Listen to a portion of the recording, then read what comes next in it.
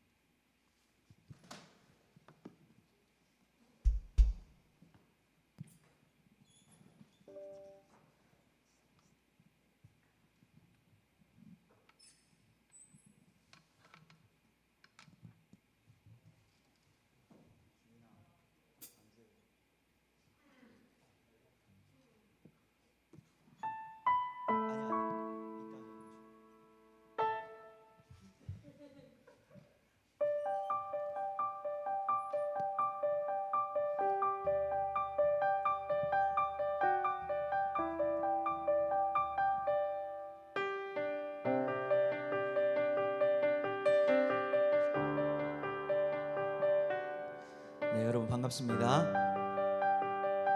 우리 이 시간 찬양하면서 예배 자리 가운데로 나아가기를 소망합니다.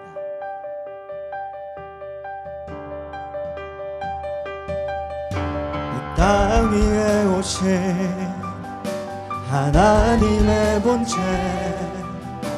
십자가에 달리사 우리 죄 사셨네. 하나님이 그를 지극히 높여 모든 이름 위에 뛰어난, 우리 다시 고백합니다. 이 땅 위에 오신 하나님의 본체, 십자가에 달리사 우리 죄 사셨네. 하나님이 그를 지극히 높여 모든 이름 위에 뛰어난 이름을 주사 우리 예수 이름 앞에 절하고 모든 입이 주를 시네. 영광 중에 오실 주를 보리라. 선포해 왕께 만세, 왕께 만세. 존귀와 위엄을 찬양해.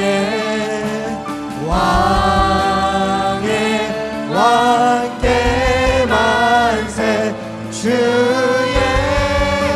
예수. 우리 다시 한번 더 고백합니다. 이 땅 위에 오신 하나님의 본체, 십자가에 달리사 우리 죄 사셨네. 하나님이 그를 지극히 높여 모든 이름 위에 뛰어난. 여러분 우리 시간 한 번 더 고백합시다. 이 땅에 오신 하나님의 본체 그 예수 그리스도를 찬양하며 나아갑니다. 십자가에 달리사 우리 죄 사셨네. 하나님이 그를 지극히 높여 모든 이름 위에 뛰어난 이름을 주사 우리 예수 이름 앞에 절하고 모든 입이 주를 시네. 영광 중에 오실 주를 보리라. 선포합니다. 선포해 왕께 만세, 왕께 만세. 존귀와 위엄을 찬양해. 왕의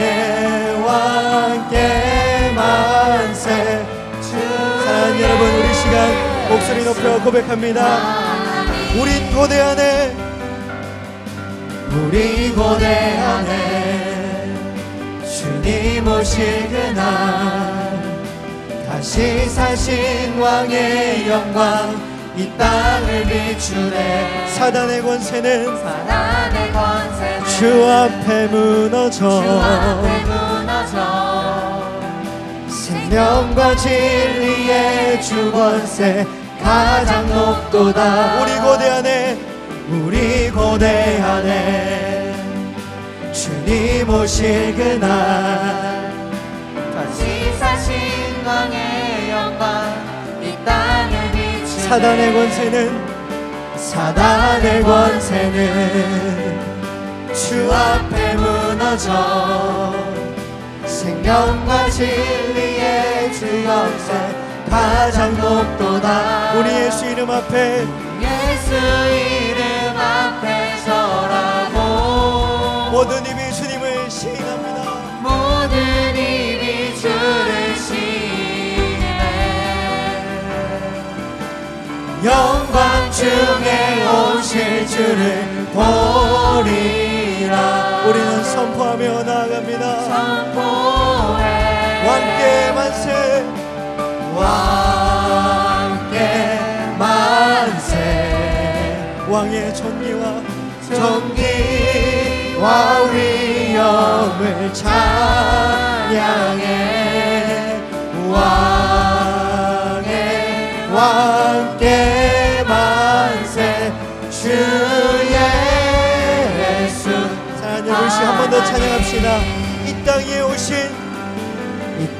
위에 오신 하나님의 본체. 그렇습니다. 십자가에 달리사 우리 죄 사셨네. 하나님이 그를 지극히 높여 모든 이름 위에 뛰어난 이름. 우리 이절로 고백합니다. 우리 고대하네. 주님 오실 그날 고대합니다. 다시 사신 왕의 영광 이 땅을 비추네. 사단의 권세는 주 앞에 무너져, 생명과 진리의 주 권세 가장 높도다. 우리 예수 이름 앞에 절하고 모든 입이 주를 시인해. 영광 중에 오실 주를 보리라. 선포해. 우리 두 손 들고 찬양합시다. 왕께 만세. 존귀와 위엄을 찬양해. 왕께 만세. 주 예수. 믿음으로 고백하며 나아갑니다. 왕께 만세.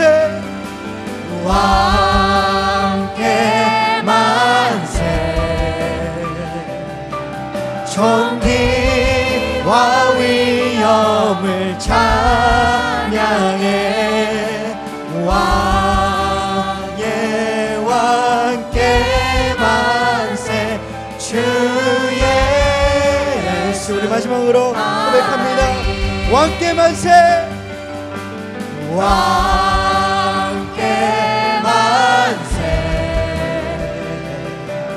존귀와 위엄을 찬양해. 왕께 만세. 주 예수. 하나님.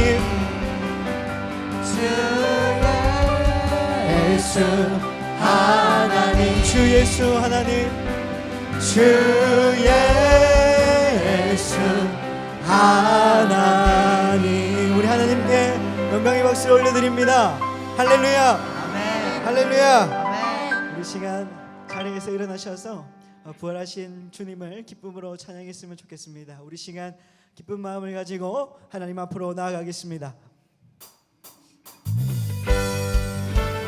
우리 박수 치면서 하나님을 기쁨으로 찬양합시다.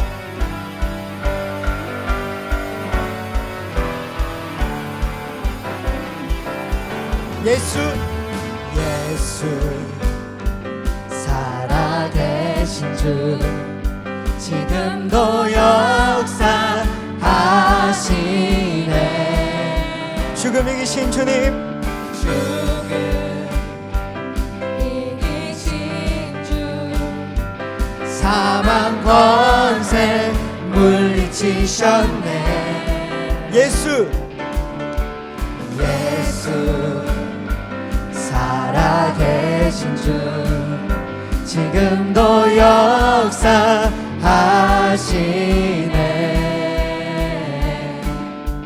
죽음 이기신 주 사망 권세 물리치셨네. 어둠 속에 같이 누리는 주의 빛으로 부르셨네. 여러분 하나님을 찬양합시다. 할렐루야 할렐루야. 살아계신 예수님 그 무엇도 비교할 수 없네. 할렐루야 할렐루야. 부활하신 어린 양 나 영원히 주 다시 한번 찬양합시다. 찬양하리. 할렐루야 할렐루야. 살아계신 예수님 그 무엇도 비교할 수 없네. 할렐루야 할렐루야. 부활하신 어린 양 나 영원히 주 여러분 이 시간 2절로 찬양합니다. 예수 살아계신 주 예수 살아계신 주 지금도 역사하시네. 죽음 이기신 주 사신 주께 드리세. 예수 살아계신 주 예수 살아계신 주 모든 것 다스리시네. 영광 존귀 능력 영광 존귀 능력 다시 사신 주께 드리세. 어둠 속에 같이 누리는 주의 빛으로 여러분 하나님을 기쁨으로 찬양합시다. 할렐루야 할렐루야. 살아계신 예수님 그 무엇도 비교할 수 없네. 할렐루야 할렐루야. 부활하신 어린 양 나 영원히 주 사랑하는 여러분 기쁨으로 한 번 더 고백합니다. 할렐루야 할렐루야 살아계신 예수님 그 무엇도 비교할 수 없네. 할렐루야 할렐루야. 부활하신 어린 양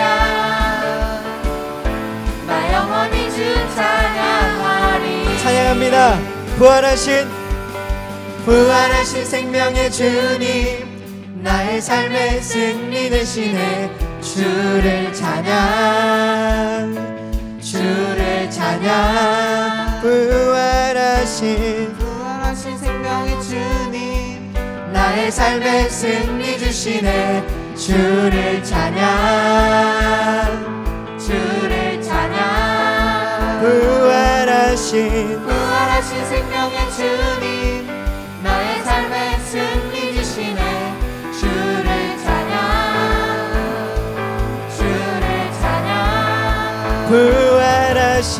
부활하신 생명의 주님, 나의 삶의 승리 주시네. 아멘. 주를 찬양 주를 찬양 주를 찬양 할렐루야 할렐루야 살아계신 예수님,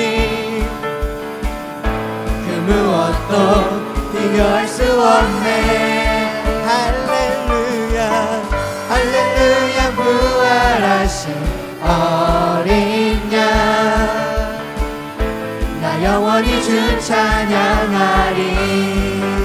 할렐루야 할렐루야 살아계신 예수님, 그 무엇도 비교할 수 없네. 할렐루야 할렐루야 부활하신 어린 양, 나 영원히 여러분 주 3자매 고백합니다. 찬양하리. 할렐루야 할렐루야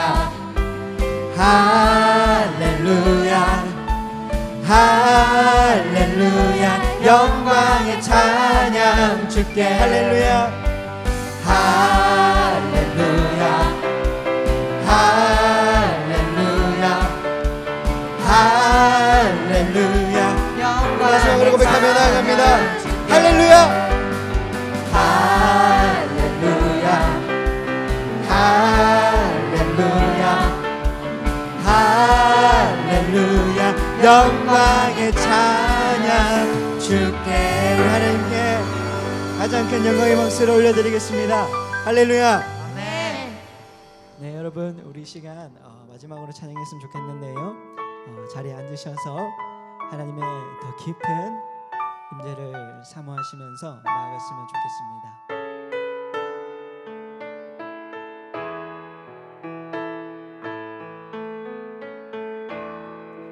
밤이 맞도록 수확도 없는 지친 어부에게 주님은 찾아오셨네.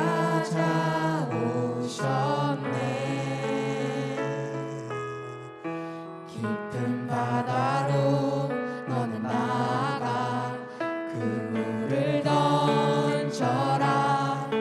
그 음성에 순종했네. 이전에 없던 놀라운 일을 일으켜 주셨네. 주님 오늘도 그때와 같이 그를 찾아오시네. 내가 너희로 사람을 낳는 어부되게 하리. 저 죽어가는 영혼 살리는 내가 너희로 사람을 낳는 어부되게 하리. 사람을 살리는 어부. 처음부터 찬양합시다. 밤이 맞도록 수확도 없는 지친 어부에게 주님은 찾아오셨네. 깊은 바다로 너는 나아가 그물을 던져라. 그 음성에 순종했네. 이전에 없던 놀라운 일을 일으켜 주셨네. 주님 오늘도 그때와 같이 우릴 찾아오시네. 내가 너희로 사람을 낳는 어부되게 하리. 저 죽어가는 영혼 살리는 내가 너희로 사람을 낳는 어부되게 하리. 사람을 살리는 어부. 우리 절로 찬양합니다. 주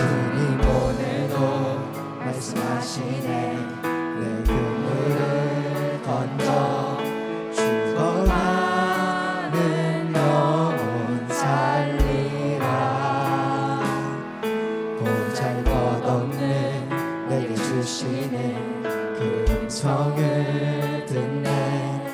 그 음성에 순종했네. 갇혀있던 자 상한 영혼을 일으켜 주셨네. 주님 오늘도 날래와 같이 그 행하시네. 내가 너희로 사람을 낳는 어부되게 하리. 저 죽어가는 영혼 살리는 내가 너희로 사람을 낳는 어부되게 하리. 사람을 살리는. 우리 마지막으로 고백합니다. 내가 너희로 사람을 낳는 어부되게 하리. 저 죽어가는 영혼 살리는. 내가 너희로 사람을 낳는 어부되게 하리. 사람을 살리는 어부. 사랑하는 여러분, 우리 시간 합심해서 기도했으면 좋겠습니다. 여러분, 그저 매주 드리는 예배니까 형식적으로 교회에 나와서 기도한다는 생각을 하지 마시고 정말 눈에 보이지 않는 그 하나님을 의식하면서 그 하나님을 바라보면서 기도하시기를 바랍니다. 여러분, 눈에 보이지 않는 천지를 창조하신 하나님은 오늘날도 저와 여러분들의 하나님이 되십니다. 아브라함의 하나님, 이삭의 하나님, 야곱의 하나님은, 그 살아계신 하나님은 오늘날도 저와 여러분들의 하나님이 되십니다. 우리 그 하나님께 이 시간 기도했으면 좋겠습니다. 하나님 아버지, 이 시간 하나님 앞에 나의 마음과 나의 진정으로 하나님을 예배하기를 소원합니다. 하나님, 이 시간 나의 마음을 열어주시고 하나님의 말씀을 들을 때에 그 말씀을 100% 하나님의 말씀 그대로 받을 수 있도록 주님 나의 마음을 만져주시옵소서. 말씀을 전하시는 전도사님 하나님께서 능력으로 붙들어 주시옵소서라고 우리 시간 예배를 위하여서 합심해서 기도하며 나아갑니다.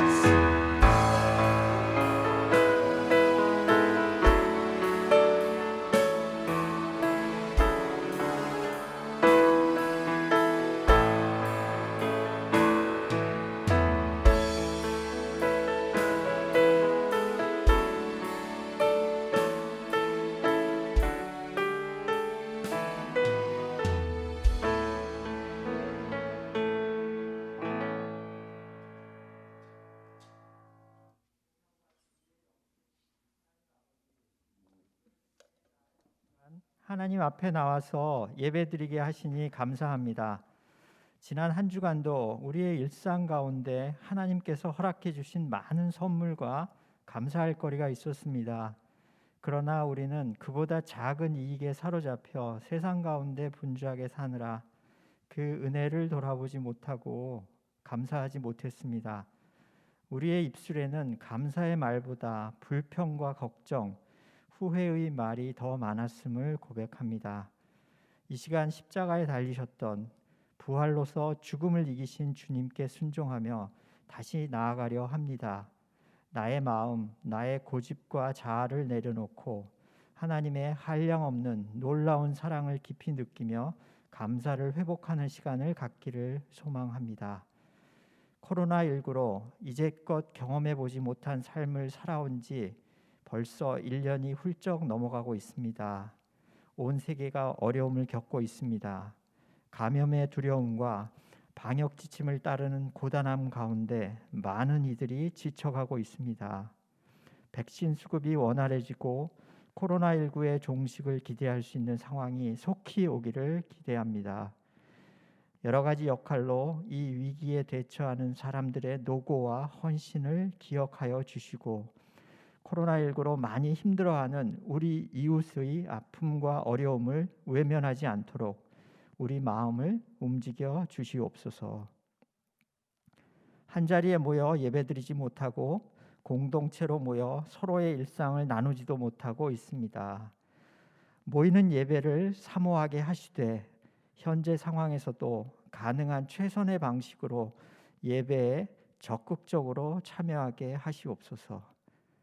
예배의 참 의미를 깨닫도록 깨우쳐 주시옵소서. 일상에서 공의를 물같이 정의를 마르지 않는 강같이 흐르도록 하는데 자신의 역할을 할 수 있도록 힘과 용기를 주시옵소서. 욕심과 미움, 시기와 다툼이 변하여 희생과 사랑, 겸손과 화해가 넘치도록 풍성하게 해주시고 우리 삶을 하나님께 모두 맡겨드릴 수 있는 진정한 예배자가 되게 하여 주시옵소서. 전도사님의 설교를 통해 주신 말씀을 깨달아 알게 하시고 감화받게 하시며 우리 삶이 변화되도록 역사하옵소서. 그리하여 어떤 시련을 만나더라도 절망하지 않게 하시고 어떤 행운을 만나더라도 교만하지 않게 하시며 오직 하나님께만 집중하는 삶을 결단하게 하시옵소서. 전심으로 드리는 예배의 모든 순서를 기뻐 받으시며 예배를 준비한 모든 이들의 헌신을 기억하시고 복 내려 주시기를, 성령으로 충만하게 채워주시기를 소망합니다. 이 세상의 유일한 위로자, 소망이 되시는 우리 구주 예수 그리스도의 이름으로 기도합니다. 아멘. 네, 은혜 샘물교회 톡틴 고등부 예배에 나오신 여러분을 주님의 이름으로 환영하고 축복합니다.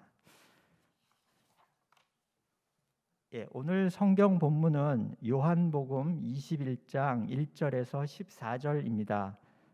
저와 여러분이 한 절씩 번갈아 읽겠습니다. 마지막 14절은 같이 읽도록 하겠습니다. 제가 읽겠습니다. 그 뒤에 예수께서 디베레아 바다에서 다시 제자들에게 자기를 나타내셨는데 그가 나타나신 경위는 이러하다.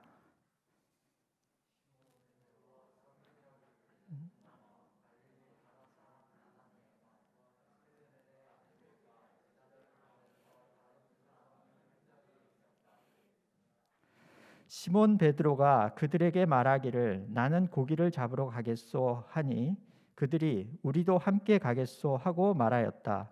그들은 나가서 배를 탔다. 그러나 그날 밤에는 고기를 한 마리도 잡지 못하였다.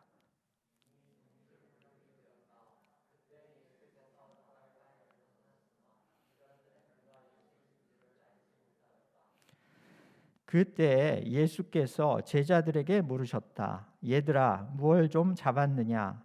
그들이 대답하였다. 못 잡았습니다.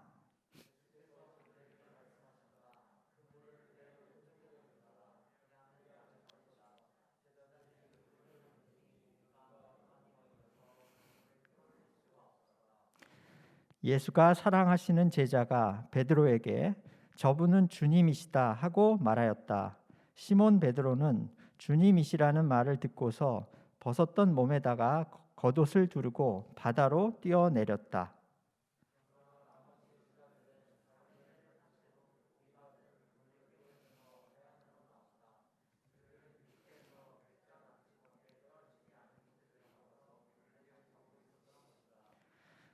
그들이 땅에 올라와서 보니 숯불을 피워 놓았는데 그 위에 생선이 놓여 있고 빵도 있었다.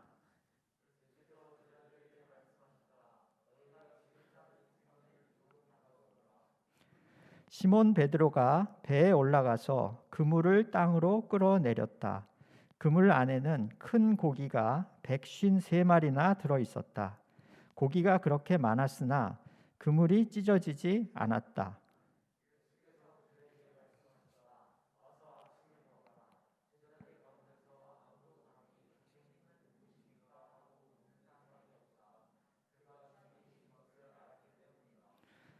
예수께서 가까이 오셔서 빵을 집어서 그들에게 주시고 이와 같이 생선도 주셨다. 예수께서 죽은 사람들 가운데서 살아나신 뒤에 제자들에게 자기를 나타내신 것은 이번이 세 번째였다. 네, 안진성 전도사님 사람을 살리는 어부라는 제목으로 말씀 전해 주시겠습니다.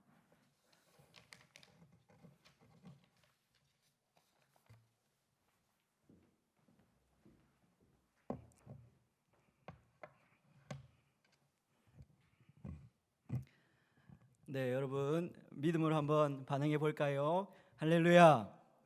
네, 좋습니다. 여러분 정말 반갑습니다. 여러분들 얼굴을 보면서 이렇게 예배할 수 있다는 것이 참으로 감사합니다. 예배 자리 가운데 나오신 여러분들을 예수님의 이름으로 환영하고 축복합니다. 네, 여러분 저번 주에 또 검정고시 지신다고 많이 고생하셨죠. 그리고 이번 주에는 또 모의고사까지 여러분들 삶 속에서 또 공부하느라고 수고가 많은 것 같습니다. 여러분 전사님도 지금 대학원생인데요, 여러분들과 같이 학생입니다. 누구보다 여러분들의 마음을 가장 잘 알지 않을까 생각합니다. 전사님은 이번 주에 중간고사 기간이어서 학교에서 중간고사를 보고 또 이렇게 주일날 되어서 하나님 앞에 예배하러 나왔습니다.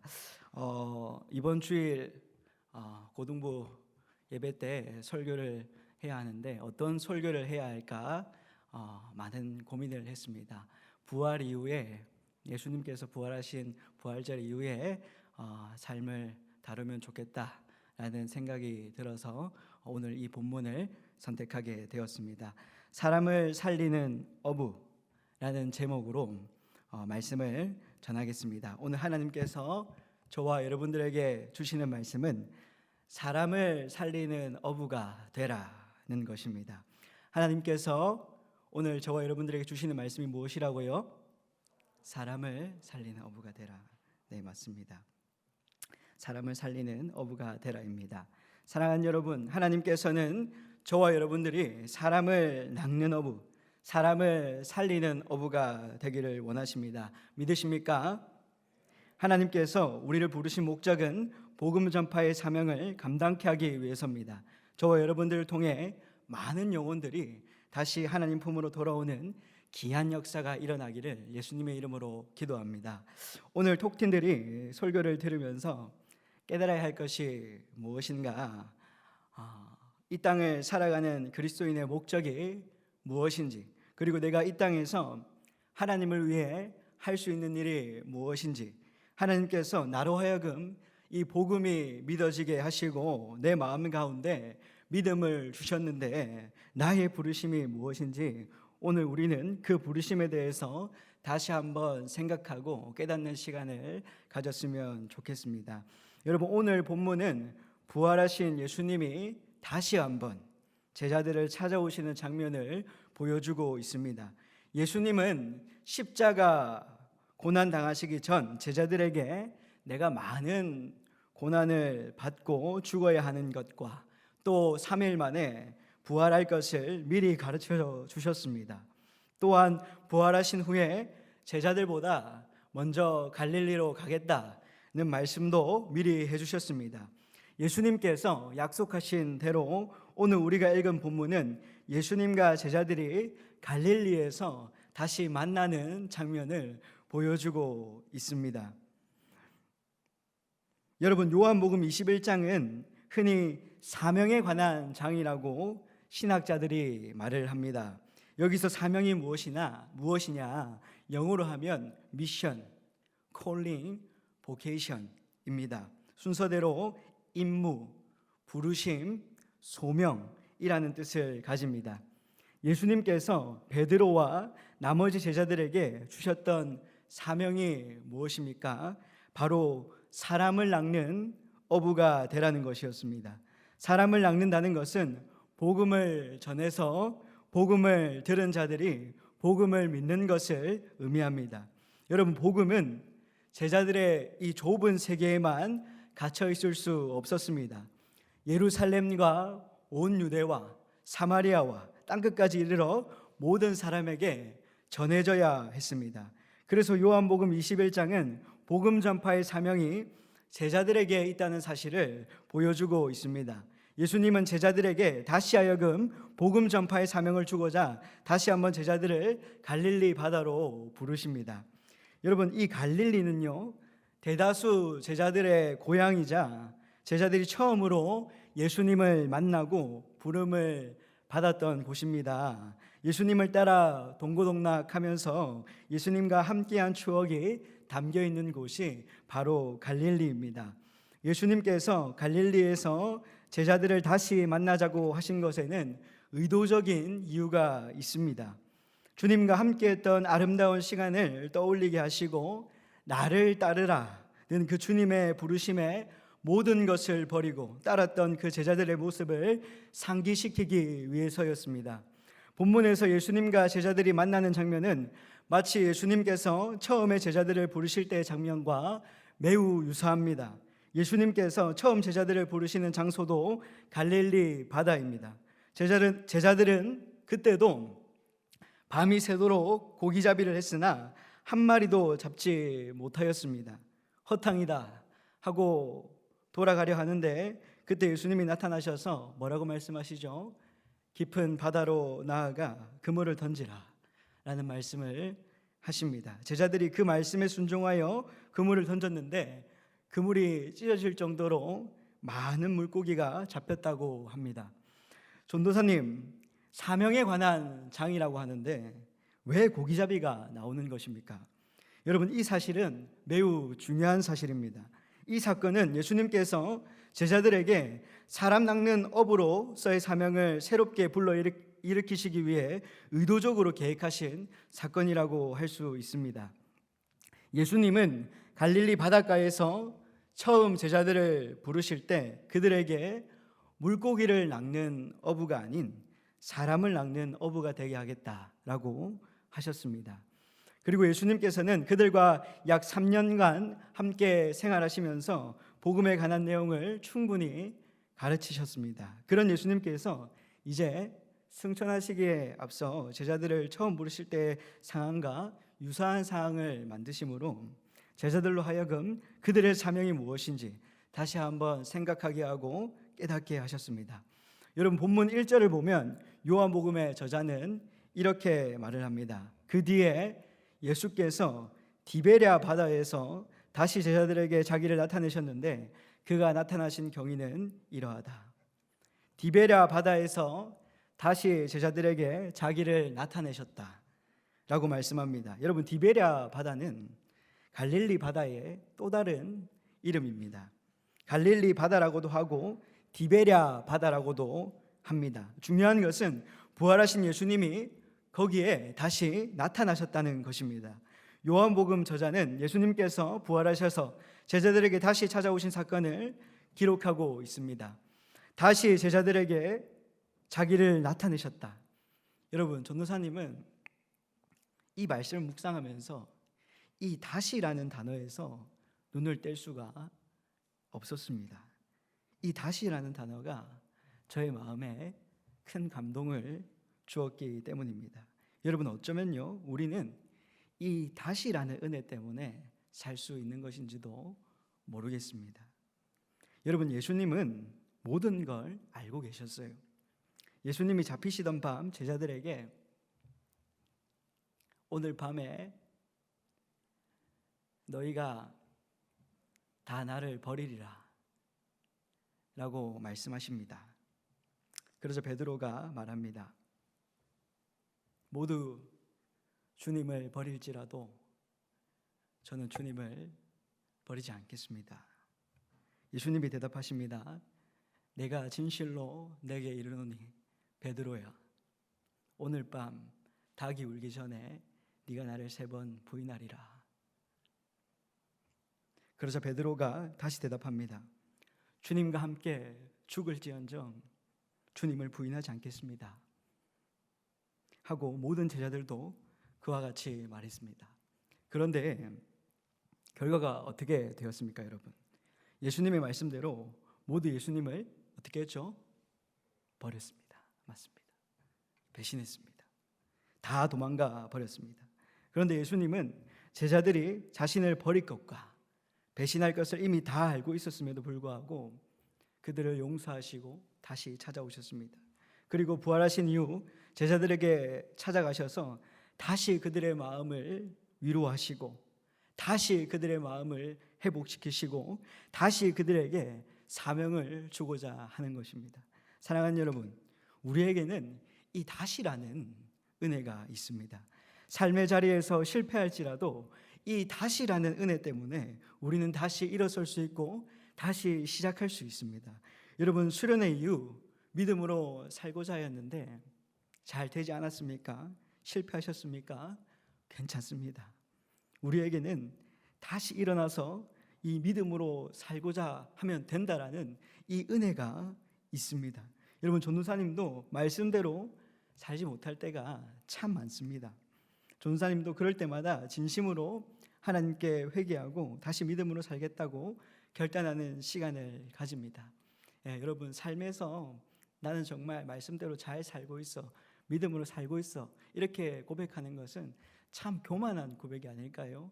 여러분, 참 예수 믿는 사람들이 예수 믿는 사람답게 살지 못하는 것이 솔직한 우리의 모습인 것 같습니다.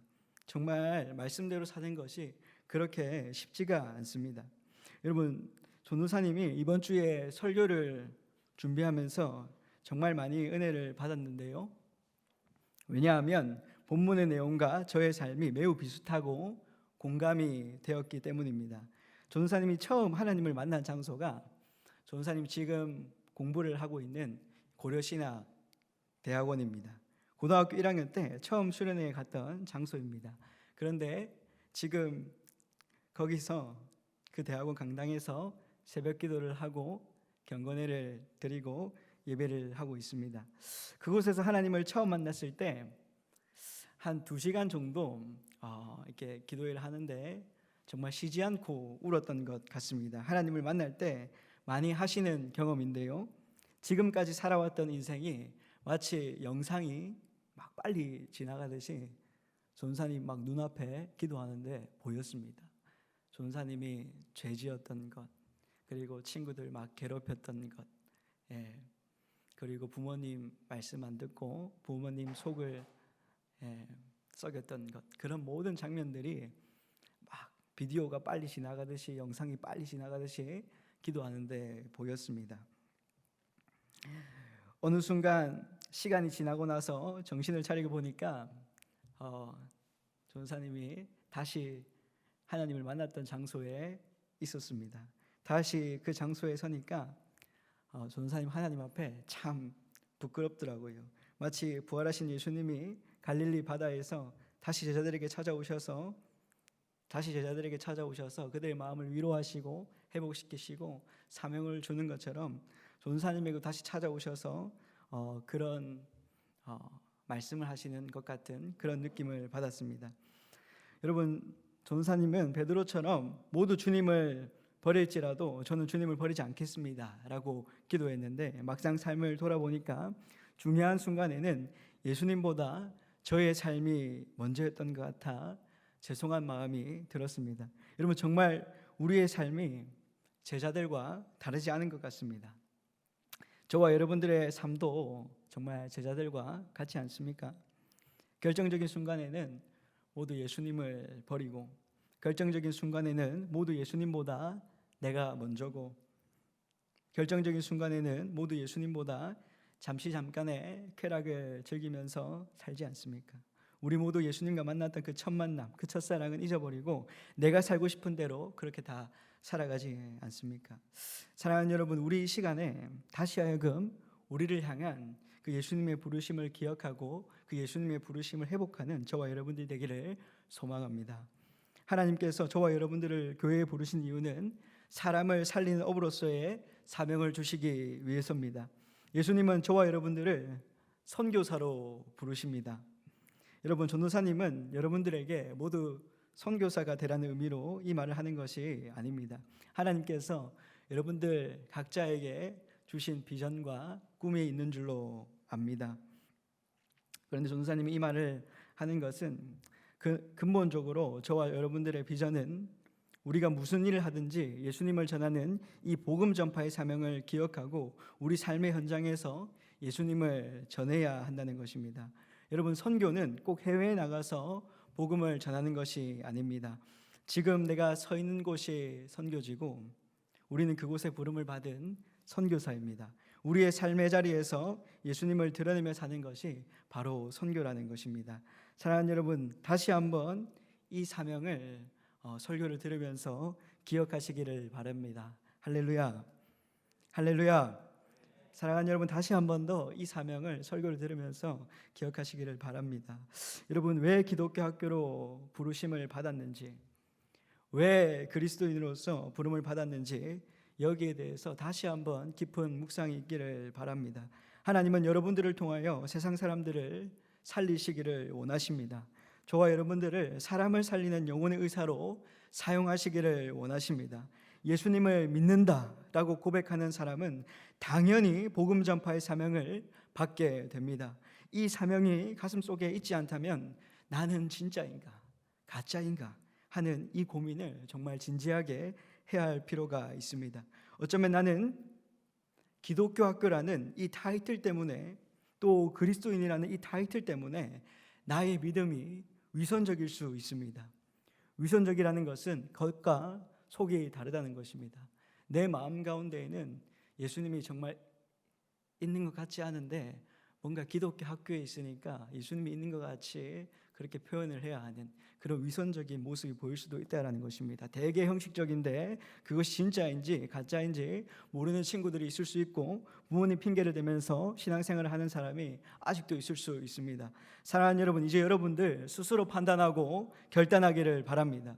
성경에 보면 여호수아가 이런 말을 하죠. 만일 여호와를 섬기는 것이 너희에게 좋지 않게 보이거든 너희 조상들이 강 저쪽에서 섬기던 신들이든지 또는 너희가 거주하는 땅에 있는 아모리족 속의 신들이든지 오늘 너희가 섬길 자를 오늘 택하라. 오직 나와 내 집은 여호와를 섬기겠노라 라는 말을 합니다. 사랑하는 여러분, 저 화려한 세상이 좋게 보이거든 저 화려한 세상을 선택하지 마십시오. 저 화려한 세상을 선택하라고 할 줄 알았죠. 저는 그렇게 마음이 강하지 못합니다.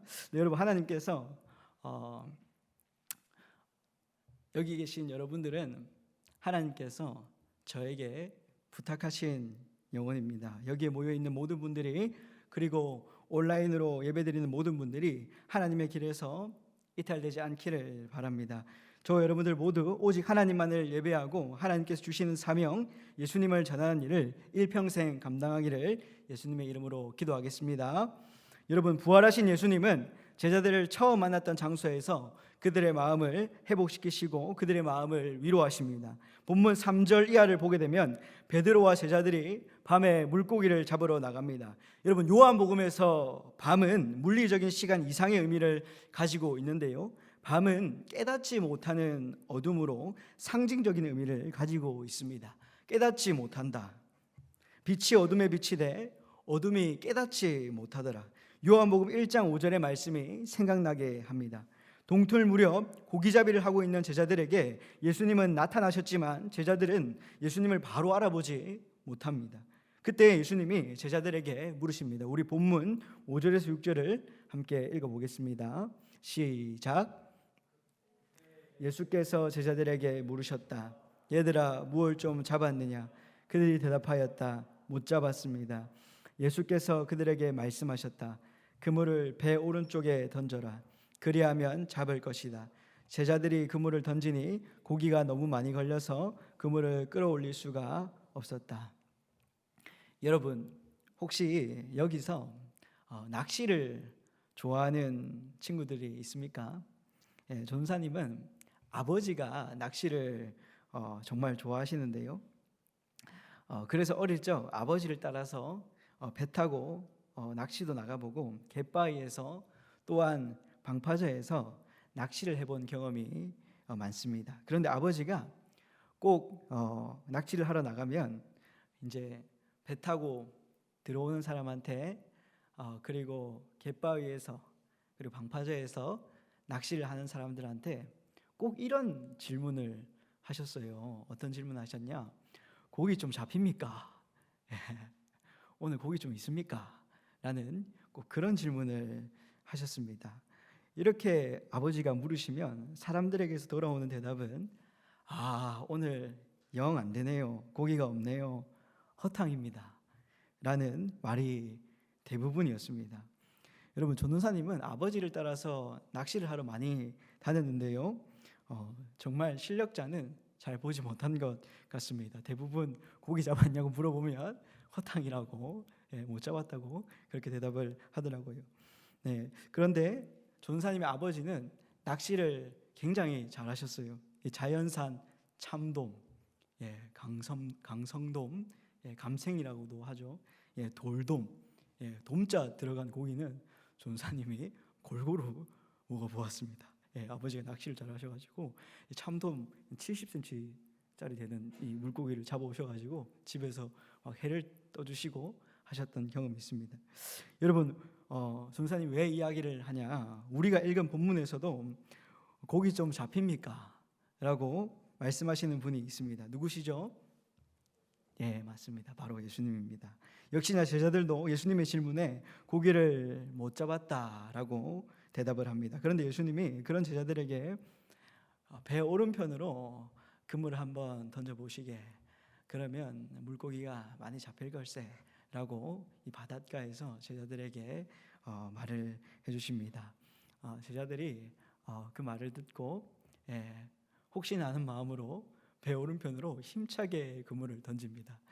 그물을 이제 던져서 이제 다시 이제 그물을 끌어올리고 있는데 잠깐만요.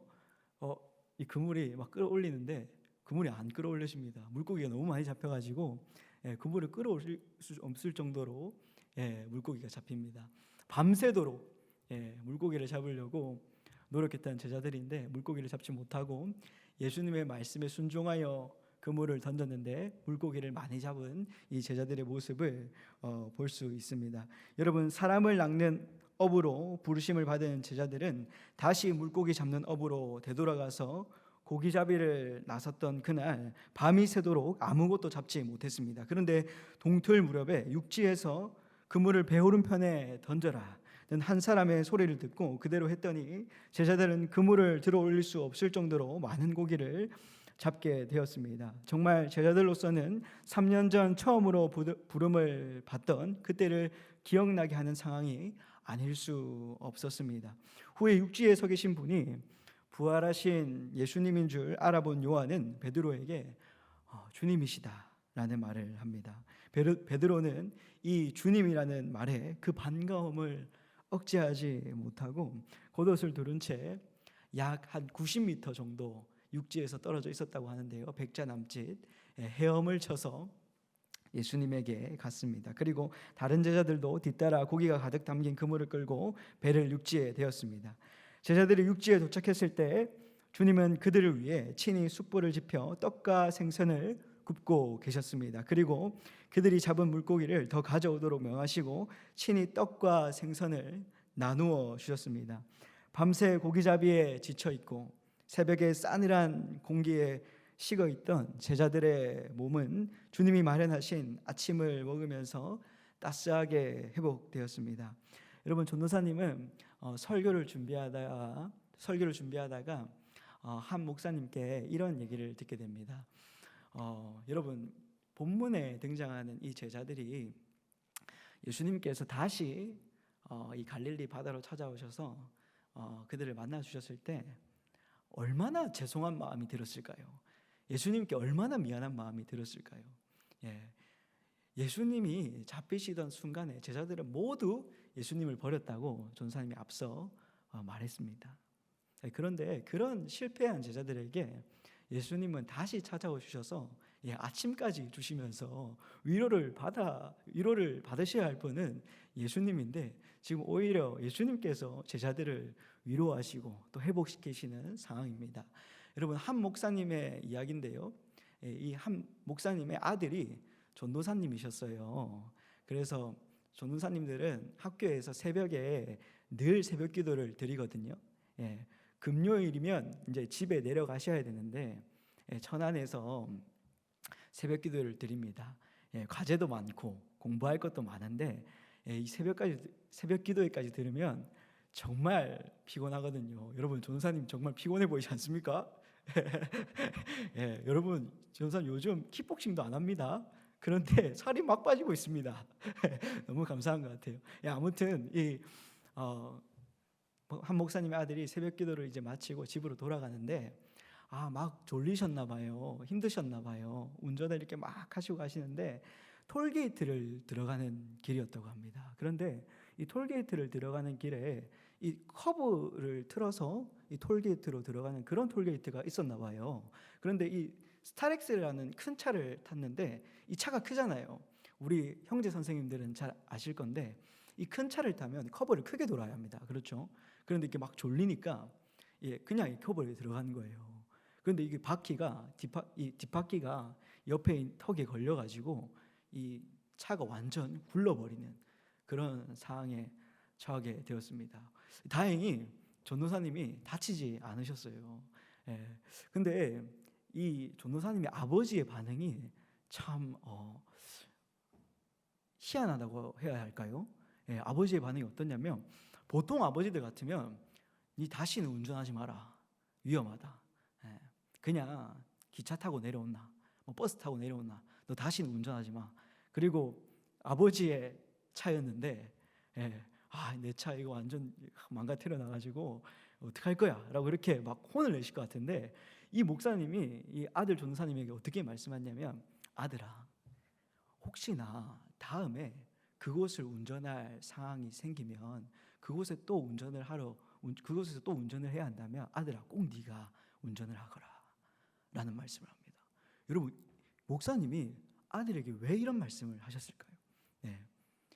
거기 톨게이트에 커버를 틀 때 크게 돌아야 한다는 거,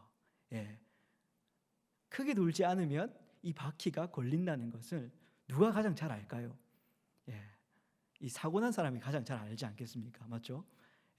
그런 것처럼 아버지가 혹시나 다음에 그 길을 운전할 기회가 있으면 꼭 네가 하거라 라는 이런 희한한 말씀을 하십니다. 아들은 아버지의 차를 타고 실수해서 아버지의 차를 망가뜨렸지만 아버지는 도리어 아들을 위로하시는 그런 말씀을 하십니다. 여러분 전사님이 한번 눈을 보실래요? 예수님의 이 부르심도 예수님께서 다시 갈릴리 바다로 오셔서 제자들을 부르시는 다시 제자들에게 사명을 주시는 이 장면도 이 예와 정말 비슷하지 않습니까? 실패의 자리에 있었던 제자들에게 예수님께서 정말 그렇게 복음에 대해서 가르치시고 하나님 나라에 대해서 가르치셨는데 결정적인 순간에 예수님을 버린 제자들에게 너희가 이제 실패해봤으니까 이제 그렇게 하지 않을 것이다 라고 위로하시면서 아침을 먹이시면서 베드로가 주님 죄송합니다. 제자들도 주님 정말 죄송합니다. 주님 잡히시던 밤 저희들 다 도망가 버리고 너무 무서웠습니다. 저희들도 죽을까 봐 겁이 났습니다. 이렇게 아침을 먹으시면서 이렇게 말을 했을 것 같아요. 그런데 예수님이 괜찮다. 다시 시작하면 된다. 다시 하나님 나라를 전파하면 된다. 내가 너희들 위하여서 많은 고난을 받고 부활한 것을 많은 사람들에게 알려서 많은 사람들을 살려주었으면 좋겠다라는 말씀을 하십니다. 다시 하여금 제자들에게 사람을 낚는 어부로서의 사람을 살리는 어부로서의 사명을 주십니다. 사랑하는 여러분, 제자들은 갈릴리 바다에서 부활하신 예수님으로부터 다시 한번 가슴 벅찬 부르심을 받게 됩니다. 예수님은 제자들의 배신과 실패와 어리석음 등 모든 것을 용서하시고 다시 하여금 제자들에게 사람을 살리는 어부가 되라는 사명을 주십니다. 제자들의 또 다른 이름은 사도입니다. 헬라어로 아포스톨로, 내가 보내다, 보냄을 받은 자라는 뜻입니다.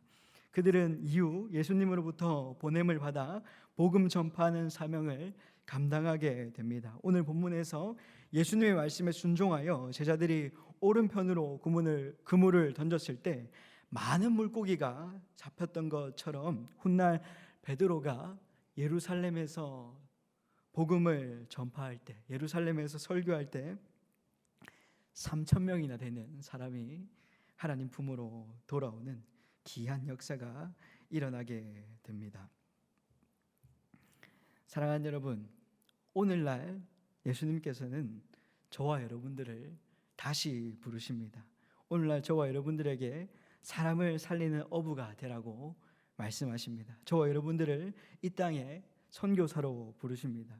여러분, 내가 서 있는 곳이 선교지라고 하였습니다. 선교는 특별한 것이 아니라고 하였습니다. 내가 지금 있는 장소에서 예수님을 드러내고 예수님을 전하는 것이 바로 선교입니다. 사랑하는 여러분, 저와 여러분들도 삶의 현장에서 내가 서 있는 자리에서 우리의 말과 행동으로 예수님을 전하는 사람이 되면 좋겠습니다.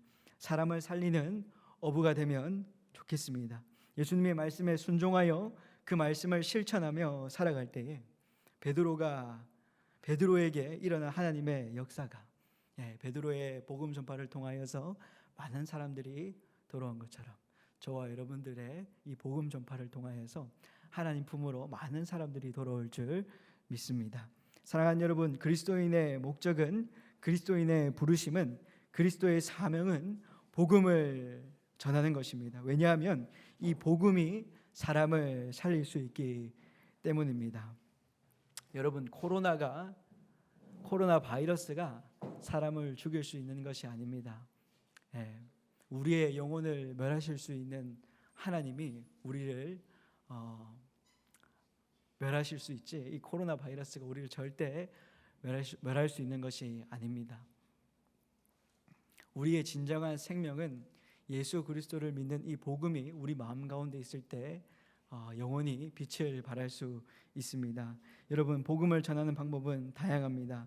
저와 여러분들이 그리스도인이라면 예수님께서 주시는 말씀에 순종하여 그물을 내리면 됩니다. 삶의 자리에서 내 마음 가운데 감동이 찾아올 때에 하나님께서 예비한 그 영혼에게 복음을 전하기만 하면 됩니다. 여러분, 절대 그물이 찢어지지 않을 것입니다. 하나님께서 행하시는 놀라운 기적을 보실 것입니다. 사람을 살리는 어부, 그 귀한 사명을 감당하는 사람이 저와 여러분들이 다 되기를 간절히 소망합니다. 말씀을 맺겠습니다. 여러분, 저는 서두에서 설교를 들으면서 이 땅을 살아가는 저와 여러분들의 목적이 무엇인지, 그리고 내가 이 땅에서 하나님을 위해 할 수 있는 일이 무엇인지, 그 부르심에 대해서 함께 생각해 보자고 했습니다. 그 부르심의 목적이 무엇입니까? 하나님께서 나를 부르신 목적은 나를 통해 많은 사람들을 살리려고 하는 것입니다. 예수님을 알지 못하고 죽어가는 영혼들을 저와 여러분들을 통해 다시 살리고자 하시는 것입니다. 사랑하는 여러분, 예수님이 부활하신 후에 제자들을 다시 부르는 것처럼 오늘날 예수님은 저와 여러분들을 다시 부르십니다. 우리에게 다시 사람을 살리는 어부가 되라 라고 말씀하십니다. 여러분, 지금껏 우리는 예수님께 받은 사명을 잊어버리고 살았을 수도 있습니다. 여러분, 다시 하나님께서 저와 여러분들을 교회로 부르신 목적을 기억했으면 좋겠습니다. 예수님은 우리에게 사람을 살리는 어부가 되라고 말씀하시고 저와 여러분들을 복음을 전하는 선교사로 부르십니다. 그리스도인은 복음을 전하는 일에 늘 끼어 있어야 합니다. 기독교 학교라서 복음을 전하지 않아도 된다는 그런 생각은 아니란 생각입니다. 학교 내에서 아직 복음이 믿어지지 않는 친구가 있을 수도 있고 방황하는 친구가 있을 수도 있습니다. 예수님을 먼저 믿은 친구들이 그 친구들을 보살펴주고 챙겨주어야 합니다. 그것이 우리의 부르심입니다. 사랑하는 여러분, 사람을 살리는 어부가 되십시오. 아멘이십니까? 험한 이 세상 가운데 빛을 비추는 사람이 꼭 되십시오. 예수님의 말씀에 순종하여 복음을 전할 때 많은 영혼들이 저와 여러분들을 통해 다시 하나님께로 돌아오는 귀한 역사가 일어날 줄 믿습니다. 우리 이 시간 찬양했으면 좋겠습니다. 사람을 살리는 어부 찬양하면서 하나님, 제가 사람을 살리는 어부가 되겠습니다. 하나님, 나를 복음 전하는 사명자로 사용하여 주시옵소서라고 믿음으로 결단하는 저와 여러분들이 되기를 바랍니다.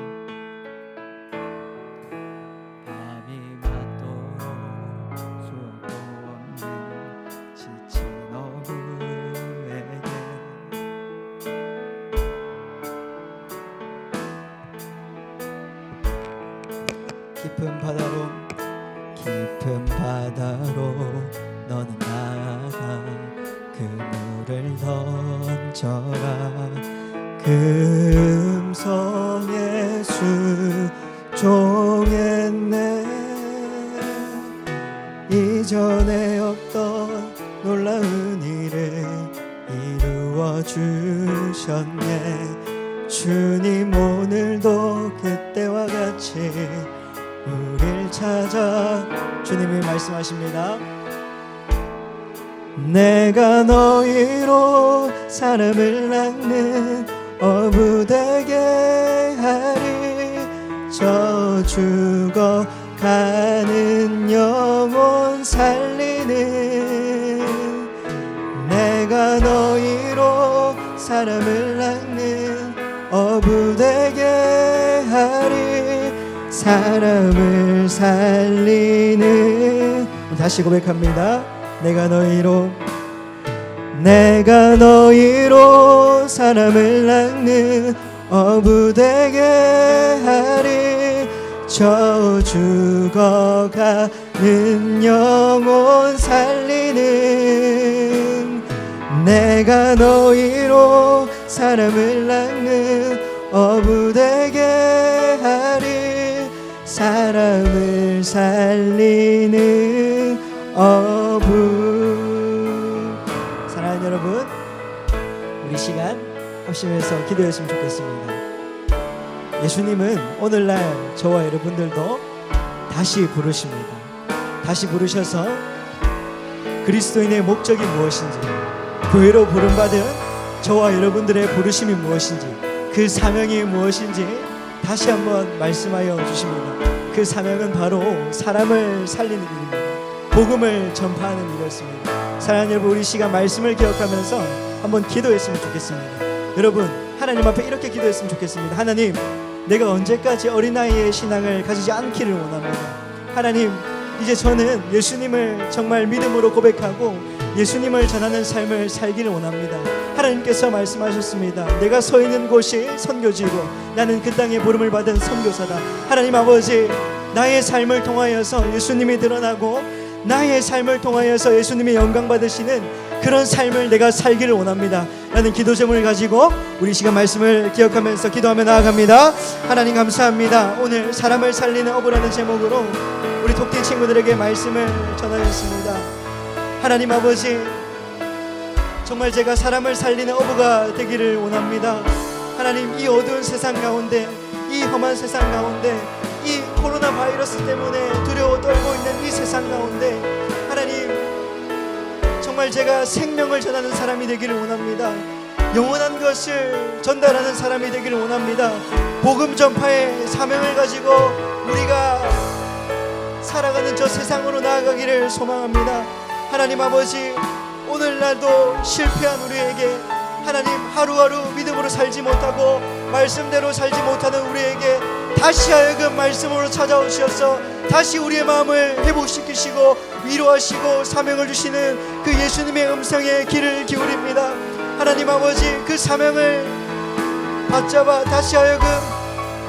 우리가 살아가는 저 세상으로 나아가기를 소망합니다 하나님 두렵습니다 하나님 자신이 없습니다 나는 부족해 보입니다 하나님 그러나 그럼에도 불구하고 예수님은 너에게 사명을 주신 분이 누구냐 너를 부르신 자가 누구냐 라고 말씀하시며 우리의 정체성을 일깨워 주십니다 그렇습니다 하나님 예수님의 말씀에 의지하여서 그분을 배 오른편에 던졌을 때에 많은 영혼들이 하나님 품으로 돌아오는 귀한 역사가 일어날 줄 믿습니다 우리는 그저 예수님의 말씀에 순종하여서 그물을 던지기만 하면 하나님의 역사가 일어날 줄 믿습니다 하나님 더 이상 어린아이의 신앙을 갖지 아니하고 하나님의 믿음으로 우리가 삶에서 복음을 전하는 삶을 감당하기를 원합니다 하나님 우리와 함께하여 주시옵소서 우리를 붙들어 주시옵소서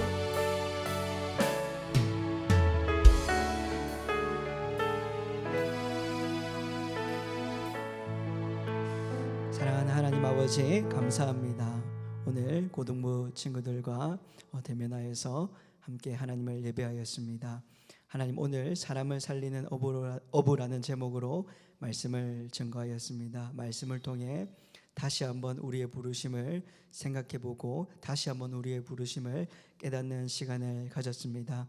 하나님, 그렇습니다. 우리는 정말 연약하고 부족합니다. 내가 이 사명을 잘 감당할 수 있을까? 이 부르심을 잘 해낼 수 있을까라는 생각이 우리 가슴 속에 듭니다. 그러나 그런 생각이 들 때 예수님은 우리에게 찾아와 주셔서 그 사명을 준 분이 누구신지, 그리고 우리를 부르신 분이 누구신지 깨닫게 하십니다. 예수님의 말씀에 순종하여서 우리가 세상 가운데 나아가서 복음을 전하고 예수님을 드러내는 삶을 살 때 하나님께서 우리 톡틴들의 삶을 통하여서 영광 받아 주실 줄로 믿습니다.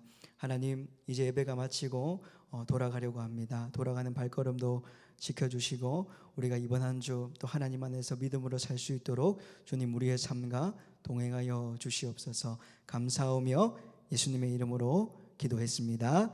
아멘. 네, 여러분, 우리 시간 주기도문으로 예배를 마치도록 하겠습니다.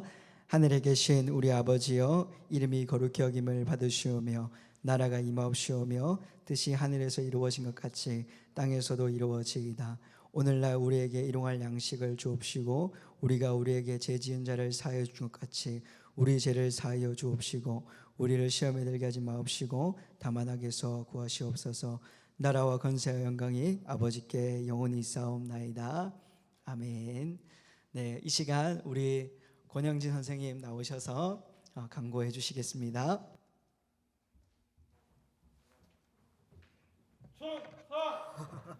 오늘 또 광고 말씀 올려드리도록 하겠습니다. 네, 여러분 아시다시피 제가 나이가 40이잖아요. 근데 사실 철이 좀 늦게 들어요. 남자들은 40인데도 아직 이 정도 수준밖에 안 됐으니까 주변에 남자친구들이 조금 철이 없더라도 이해를 해주셨으면 좋겠어요. 네, 아무튼 오늘 광고 말씀은 첫 번째 다음 주는 온라인 예배라는 점 알고 계시지요? 네. 두 번째는 우리 온라인 예배 드릴 때 우리 각 목장에서 줌으로 예배 드리잖아요. 근데 줌에 들어오는 친구들은 들어오는데 안 들어오는 친구는 또 안 들어오려는 경향이 있어요. 그 관성의 법칙처럼. 근데 그래도 줌 목장 열면 그래 들어오면은 되게 반갑거든요. 얼굴도 좀 보고요. 네, 마스크도 이게 안 벗은 얼굴도 좀 볼 수 있으니까. 그래서 줌 목장 모임에 잘 참여를 해주셨으면 좋겠고요. 세 번째는 그래요. 우리 줌 목장 모임 조금 어색해서 안 들어올 수도 있어요. 뭐 조금 늦게 일어날 수도 있고. 그렇지만 그럴 경우에는 이제 현장 예배가 2주에 한 번 이렇게 있으니까 그때는 한번 와서 그래도 오면은 줌 목장 그동안 안 들어온 거 조금 용서해 줄 테니까 이렇게 현장 예배할 때는 꼭 왔으면 좋겠어요. 얼굴도 좀 진짜 보고 싶어요. 안 온 친구들 우리 목장도. 네. 그리고 네 번째로는 우리 오늘 말씀 들은 것처럼 우리가 사람을 낚는 어부잖아요. 그럼 그러기 위해서는 우리가 각자 이제 현장에서 뭐 학교도 되고 직장도 되지만 보통 학교죠. 우리 친구들 거기서 친구들하고 이제 싸우지 말고 사이좋게 잘 지내도록 해요. 이제 물론 잘 이해가 안 되죠. 좀 나랑 다른 사람인 것 같고. 그렇지만 우리가 앞으로 계속 우리의 그 복음 전하는 사명을 감당하기 위해서는 그런 나와는 좀 안 맞을지라도 좀 이해하면서 기도하면서 또 잘 지는 훈련을 해야 돼요. 예. 최대한 좀 덜 손해 보면서 대신 외관은 꼭 지도록 잘 지는 훈련을 해야 됩니다. 네, 이상이고요. 오늘 예배도 정말 고생 많으셨어요. 여기 온 친구들도 너무 반갑고 지금 온라인으로 예배드린 친구들도 사랑해. 고생했어요.